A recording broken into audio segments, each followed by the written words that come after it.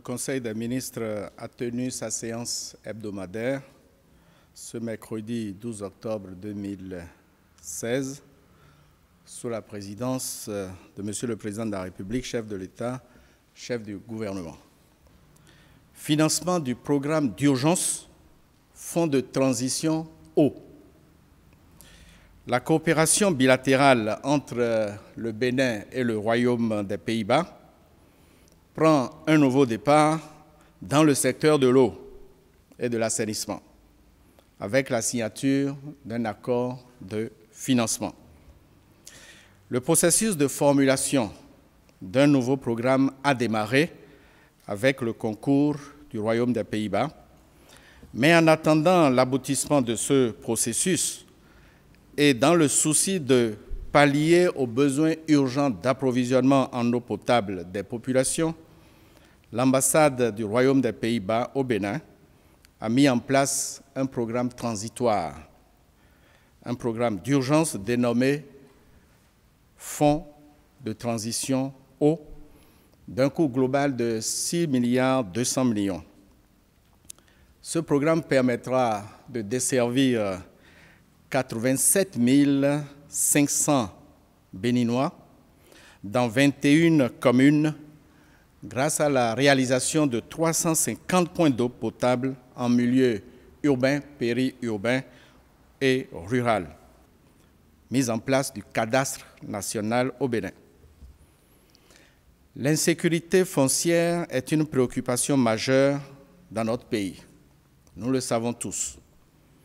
Nous savons également que des réformes ont été engagées dont la mise en œuvre pourra renforcer la sécurisation foncière, mais ces réformes sont encore insuffisantes. Les outils modernes et performants de gestion nous font donc défaut.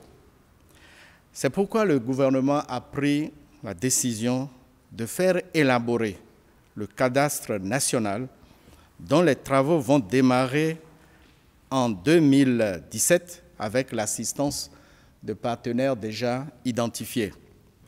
Dans ce cadre, et pour arrêter le désordre dans le secteur généré par les initiatives éparses, toutes les opérations en cours pour l'élaboration de documents cadastraux sont suspendues sur toute l'étendue du territoire.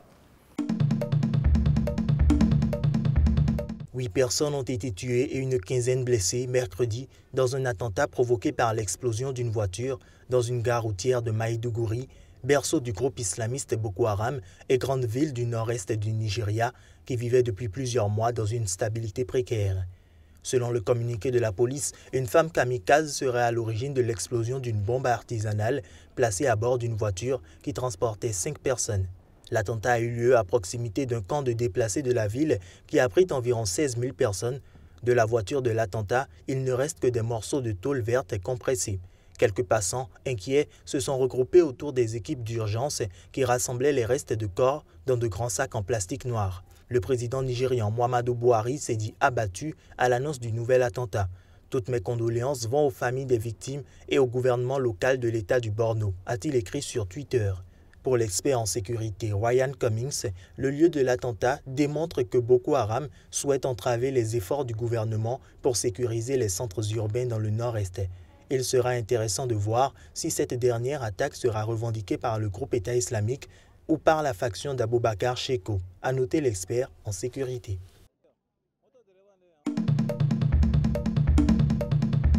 Sur les 110 députés présents à l'Assemblée nationale ce mercredi, 94 ont voté oui, 14 se sont abstenus et 2 ont voté contre le projet de loi prévoyant que le Burundi se retire de la Cour pénale internationale. Une nouvelle étape de l'isolement croissant du pays vis-à-vis de la communauté internationale.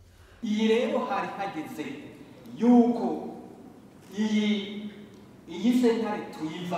était temps de se retirer de cette cour pénale, en sortir, parce qu'on voit qu'elle était pour ceux qui ont voulu renverser le gouvernement élu par le peuple.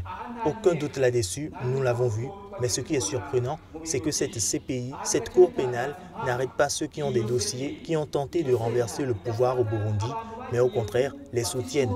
Je ne peux même pas dire que ce projet était un projet européen. byerekana neza ko bafatanije kumva ko umuntu bivuga ko n'urya mugambi ari uw'abanyaburaya. Le Burundi avait exprimé la semaine passée son intention de quitter la CPI. Le premier vice-président burundais Gaston Sindimo avait alors estimé que la CPI était un moyen politique utilisé par la communauté internationale pour opprimer les pays africains, se faisant l'écho de critiques récurrentes de certains pays africains contre la CPI. Ça, ce n'est pas une justice. C'est pourquoi, si on prend des exemples dans d'autres pays où cette cour pénale est fonctionnelle, vous avez dit la Libye, l'Irak et ailleurs. Est-ce que là où ils ont travaillé, il y a eu une paix durable? Pourquoi alors nous gardons une corde autour de notre cou quand on voit que si on accepte qu'ils mettent en œuvre leurs désirs, il n'y aura plus la paix et la sécurité dans notre pays et ils vont faire s'entretuer les Burundais alors que nous étions sur le bon chemin?